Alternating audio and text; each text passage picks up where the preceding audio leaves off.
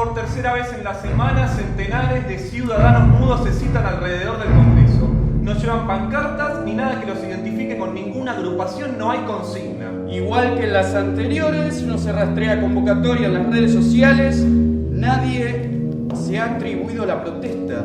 Para mí el espacio de ensayo es uno de los grandes espacios del teatro, como es la función, pero para el director el espacio de ensayo es el espacio principal de juego, de creatividad, de encuentro, de búsqueda, de trabajo, de conformar una grupalidad, un modo de estar entre esa gente, habilitar espacios, habilitar pruebas, encontrar la obra. Es clave. Es diferente para el director que para otros, bueno, ni hablar para el dramaturgo o para los actores el espacio de ensayo. En el grado de importancia, porque para los actores es muy importante ese espacio de ensayo, es fundante, pero también lo son las funciones, ¿no? Son el lugar privilegiado. Uno elige más, cuando una obra está buena, la función mucho más que el espacio como actor. En cambio, para el director es su caramelo, es el momento más vivo de su trabajo. Ya falta poco, falta poquito, ¿eh? Falta poquito. ¡Feliz Navidad! ¡Feliz Navidad! ¡Feliz Navidad! Sí, muy bien. Falta poquito, falta poquito. ¡Feliz Navidad! ¡Feliz Navidad! ¡Feliz Navidad! Más, falta poco, falta poco. ¡Feliz Navidad! ¡Feliz Navidad! ¡Feliz Navidad! ¡Feliz Navidad! ¡Dame, ¡Billete que tenés ahí en el zapato! Adela, ¡Tenés pará. una Navidad de Adela, que robaste! tranquilízate, Adela. ¡Tenés! ¡Adela, basta! ¡No hay ningún billete! Como en general yo suelo dirigir mis obras, hay algo que no puedo eludir, que es la escritura de esas obras es una preparación para el ensayo porque hay mucho trabajo en esa escritura sobre los temas de la obra, sobre la acción, la estructura. Entonces uno va con un montón de conocimientos o de saberes sobre la obra que quiere transmitir y temáticas para hablar, problemas, preguntas filosóficas para compartir, referencias. Pero también el director hace un trabajo con el equipo artístico, pensar el espacio, la música, el vestuario, los modos de producción. Son todas cosas que se hacen a veces antes y a veces paralelamente, ¿no? al proceso de ensayo. Entender voy a ayunar. Si todos somos especiales en otoño. Bueno, yo voy a ayunar, ¿lo podés entender? Voy a ayunar. Pero escúchame, es que si no comes no vas a tener nada que vomitar. Obvio.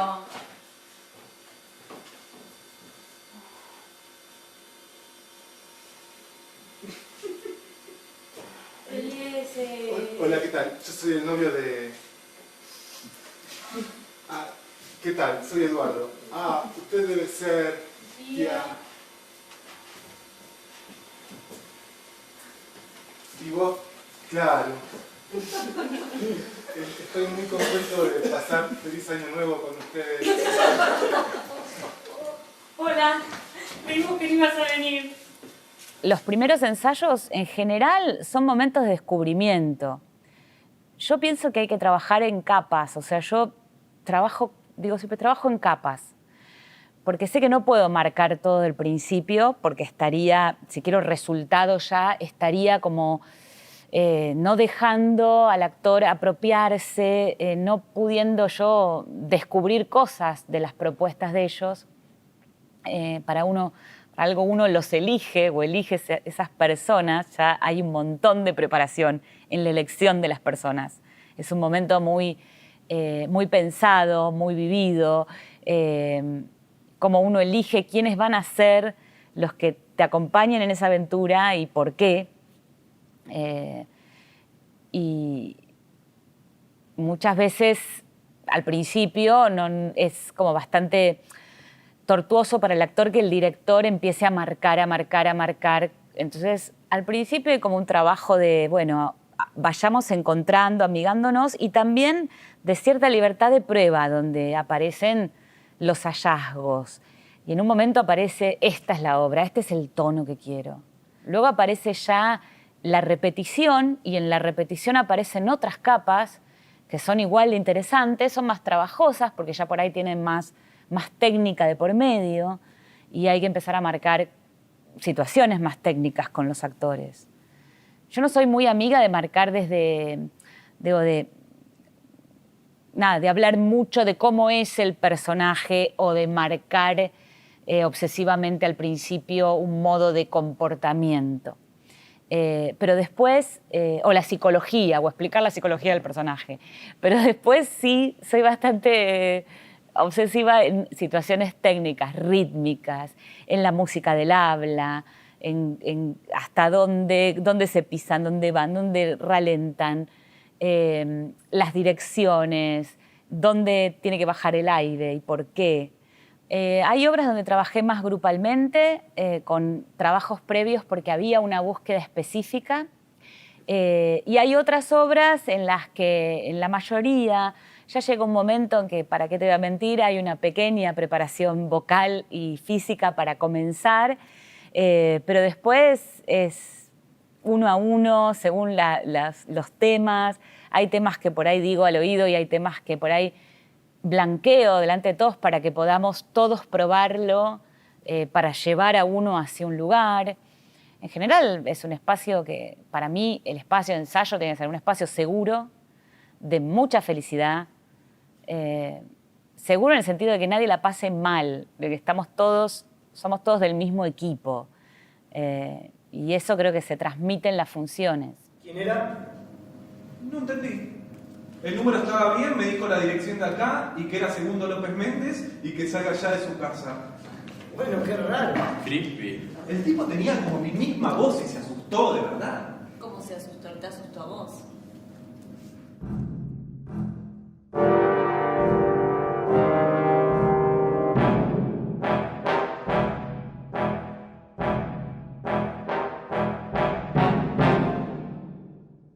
¡Ah, bueno, no! ¡Te estás llevando mi silla! ¿Tus sillas? ¿De qué hablas? ¡Las sillas que yo traje! Bueno, pero hay que tapar ambas puertas. Pensé que estábamos haciendo una cadena. ¿Qué cadena? Un pasamano. Segundo hablo de un pasamano. Pasamano. No, pero hay que cubrir también este lado.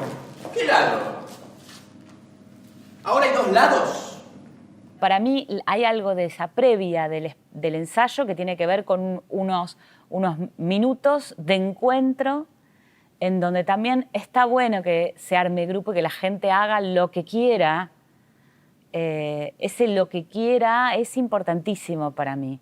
Y en algún momento nos pusimos a trabajar y nadie se desvía. Vamos a trabajar. En mis primeras obras por ahí había más espacios de improvisación. Había una idea, improvisaba, escribía. De un tiempo a esta parte yo ya empecé a tener los textos bastante cerrados. Tomarme un tiempo para escribir un texto y estructurarlo bien es algo que ahora me estoy dando ese permiso, elijo ese camino. Para los que no me conocen, yo soy la profesora Claudia Pérez Espinosa. Soy consciente de que la gran mayoría me conoce. De una manera extraña, ¿no? Pero una imagen de mí tienen. La imagen es una trampa. A ver, hay tantas maneras de entrarle a la materia, a esta materia. Una podría ser la imagen. A ver, Pundonor era un texto que yo escribí pensando sobre todo en el deseo que tenía de volver a ser un monólogo. Yo siempre digo que un monólogo es como la maratón, es como nadar en aguas abiertas, en vez de nadar en una pileta. No tenés postas, no tenés al compañero que te va llevando. Es uno en un tirón largo, metiéndose en un viaje muy exótico, muy raro. Y bueno, estuve mucho tiempo pensando, había un montón de textos que me gustaban, pero en un momento tomé la decisión de darle lugar a la dramaturga y decidí escribirlo yo. Y además porque me preocupaba que hubiera un presente escénico, que tuviera quien hablarle, que pasara algo ahí, que no fuera alguien cuenta algo que le sucedió, sino que algo pasa allí. Y ahí lo codirigimos con Rafael. Yo necesité una mirada externa porque era un monólogo, estaba yo sola. Y necesitaba alguien que ratifique eso. A diferencia de, por ahí, Niños del Limbo, que es una obra en la que es un grupo de 7 actores y estoy yo adentro, también la escribí, la dirigí, ahí, como era una grupalidad, yo utilicé un mecanismo que fue un trueque con una alumna muy generosa, además ella me iba a suplantar en funciones. Ella en los ensayos hacía mis partes, yo marqué toda la obra y hacía los ensayos, pero también a veces interrumpía y marcaba, que eso también provocaba una dispersión en el grupo. ¿Se puede cortar? Acá hay un actor que puede cortar. No. Entonces, bueno, entonces marcaba yo y seguía actuando, por ejemplo. Y en un momento me di cuenta que ya está, que tenía que divertirme y dejar a los demás hacer lo que quieras. Hijo, ¿a qué le tenés miedo? A los ladrones. Y a las cucarachas. A algunos perros, al silencio, a la oscuridad, a la directora de la escuela, a un compañero del colegio. Pero más a los ladrones, ¿por? ¡Tu papá se fue!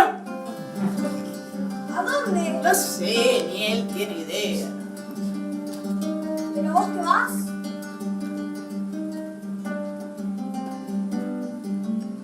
Parece que va a llover. Adela duerme serena fue un trabajo por encargo. Era una obra de Teo Ibarzábal, un autor que era su primera obra. Y ahí yo no pude evitar meterme un poco como dramaturga. Hablé con él, es un amor de persona y muy, muy atento, porque fue una jugada fuerte. Yo no le cambié textos, pero sí cambié pedazos de lugar con la venia de él. Yo creo que toda versión de una obra es una primera versión.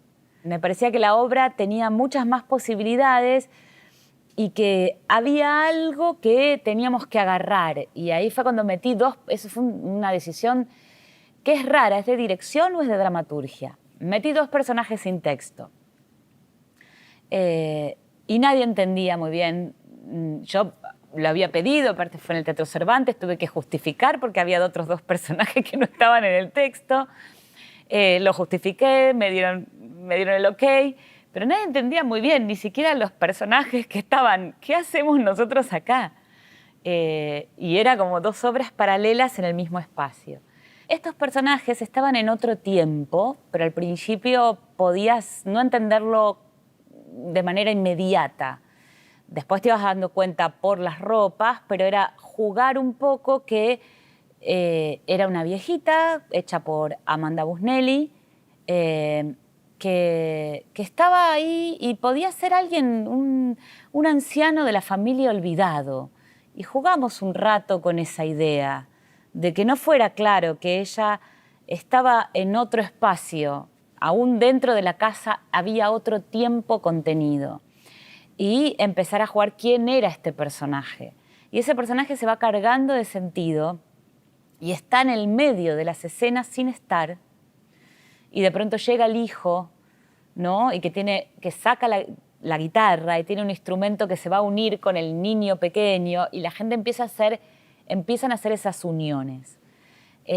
Para mí es poderosísima. De hecho, cuando aparece no la revelación, pero sí la confirmación de algo que estaba en la cabeza de los espectadores, de quiénes son ellos, aparece la emoción, ¿no? Y que no tiene palabras.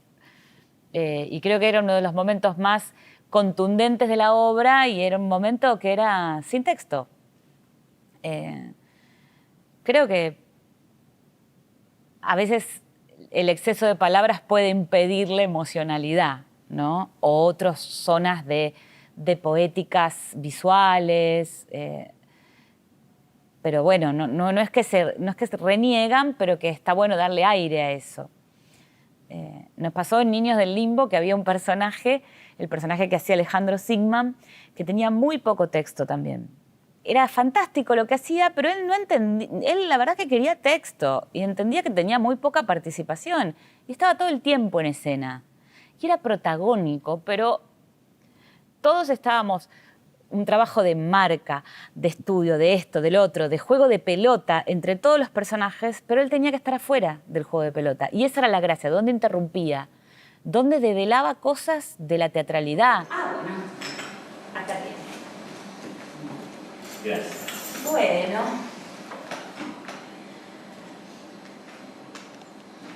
Qué raro que falta Oscar. Lo esperamos unos segundos y empezamos.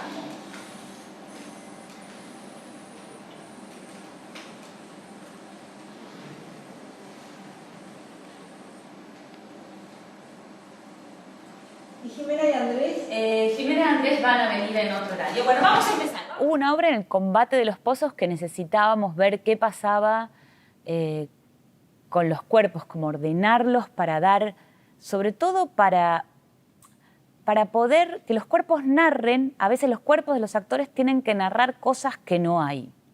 Cómo se van a mover, cómo van a caminar, por dónde, en un espacio vacío. Ahí la música ayuda muchísimo, porque la música es, también en este caso fue nuestra escenografía, era la que daba ese espacio. Y tuvimos, algunos entrenamientos con Manuel Arguel, que también nos entrenaba en una cosa que era una prueba que fue un disparate, que al final la dejamos, pero en un momento estábamos haciendo nos convertíamos en una especie de animales muy extraños. En el trabajo con texto hay algo que se olvida bastante, o por lo menos en nuestra tradición, que tiene que ver con la música del habla.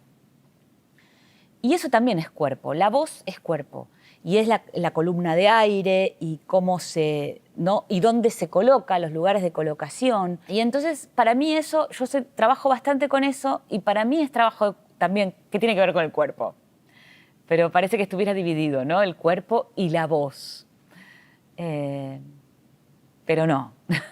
Como soy actriz, hay algo que a mí me ayuda mucho más para dirigir y me ayuda como actriz cuando puedo pensarlo casi fisiológicamente, técnicamente el trabajo. En general, uno tiene una manera de decir, y hay situaciones que por ahí los actores al principio comprenden. Entonces, ¿cómo comprenden? Hay un didactismo en cómo lo dicen, para que se comprenda no solo lo que dicen, sino lo que ellos comprendieron. Y eso es a lo que hay que renunciar. Entonces, no solo es un trabajo técnico, sino también un trabajo de subtextos, de agregar todo el tiempo subtextos. Es descubrir, uno sabe que no se puede actuar una sola cosa, tiene que actuar varias. Entonces, es descubrir en capas cuáles son esas varias.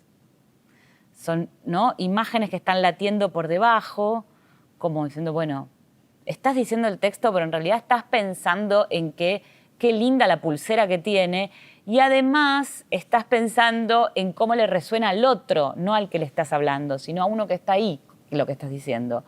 Y además, es en ese además que la música del habla tiene que ser permeable, la respiración, el lugar de resonancia. Pasaporte Red Global del Trueque Solidario. Chicos, esto vuelve, ¿eh? Bueno, tendría que volver porque es un intersticio, ¿no? ¿Qué más? Ticket basura, un té, una 4x4, una SOCB, un pendrive con las temporadas de vaya a saber qué porquería. A mí me preocupa que haya preguntas, ideas, temas en mi teatro. Es como, bueno, sí, casi temas filosóficos o políticos, desde un lugar, sobre todo, de pregunta. Para mí, el teatro es un lugar de investigación del comportamiento humano. Es como si yo digo, ¿por qué yo me encierro hace años en un cuarto, tanto como profesora, como actriz, como directora, para ver interrelaciones? ¿Qué tengo que entender tanto del comportamiento humano? Como ratitas de laboratorio, ¿no? Que uno va, viene, acción, reacción, posibilidades. Y bueno, para que no se torne en puro discurso, lo que se llama el teatro de ideas, sin que no haya corporalidad, para mí, yo me amparo en la situación y me amparo en el humor, en que haya una refutación que tengan que ver con la ridiculez del cuerpo, de lo que el cuerpo necesita, que puede tener hambre, necesidades, etc. Que eso produce la humedad, ¿no? Si fuera solo teatro temático y de ideas y no hubiera refutaciones de que aquel que porta esas ideas es un gil en otros aspectos de su vida o se tropieza, ¿no? Cuando lo dice, creo que le faltaría teatralidad. Para mí el teatro es muy importante como foro filosófico, porque además tiene una llegada desde que puede tener una llegada desde el humor. Claramente no soy una directora que trabaja desde el cuerpo. No se puede ser todo. Son como... A mí me encantan todas las experiencias. Soy una espectadora de teatro muy amplia y me gusta, en general, bastantes estilos diferentes. Pero uno entiende bien qué es lo que uno produce, en qué búsqueda está uno. Y no reniego con eso, no reniego más con eso. ¿Cómo? Claro. Acá no se trata de una gotera, un caño roto, se trata de los trenes, la justicia, la... Ácrata. Inculto. Antileal. Elemental. Antipartidaria. Pragmático. Apátrida, hija de remil puta. Basta, Fabiano. Me tiene podrido, peor que segundo. ¿Qué te pasa conmigo? Segundo, por lo menos tiene un honesto desinterés. Vos sos una plaga, ¿sabés lo que haces vos? Le quitas sentido a todo. Soy técnica. Soy técnica. Fabiano, todo menos pegarle a Irene. ¿Pero qué te pasa con Irene, eh? ¿Por qué dejas que te tratas si no ves que filtras datos? ¿Qué datos filtré, paranoico? Bueno. Claramente uno ve a posteriori tópicos que se repiten o preguntas que se repiten. La relación con el lenguaje es enorme. Bueno, de hecho, las obras, El combate de los pozos, la tesis es que abandonar el lenguaje para poder hacer un mundo mejor, porque el bien no se puede narrar. Y eso es algo que a mí sí me preocupa. ¿Cómo narrar el bien? Algún día hay que hacerse cargo de que la producción de ficciones tiene una relación muy íntima, muy contundente con la producción de realidad. Lo que pasa es que nos resulta inasible. ¿Qué hacemos con eso? Pero preguntarnos por lo menos, ¿por qué no podemos pensar ficciones utópicas? ¿Por qué pensamos solo ficciones distópicas, apocalípticas? ¿Hacia dónde vamos entonces en la producción de nuestra realidad? A ver, ¿a dónde fuiste?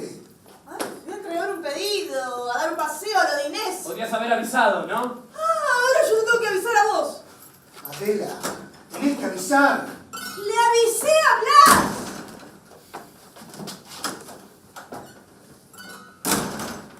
Es muy saludable para el teatro en sí que las personas puedan escribir una escena para otros. Un actor pueda escribir una escena para otros actores, un director pueda escribir devenir dramaturgo, devenir director. Bueno, yo fui deviniendo directora. Cada obra es una aventura y que uno por ahí cuando es más joven espera que la próxima obra sea la gran aventura, ¿no? Entonces, no puedo hacer esto porque tengo que hacer la gran aventura. Entonces, no. Se va sumando, ¿no? Vos te das cuenta que yo pensé que él se había tirado, ¿no? Tranquila, ahora no hay que pensar en nada. Después, más tarde, vamos a pensar juntas porque me dijo que se iría por un camino extraño. Me dijo que me parecería una... ¡Ay, Leopoldo es un histérico! Saltó del otro lado y yo no había visto el otro lado. Yo pensé que el otro lado era un vacío, no que el otro lado era una... Claudia.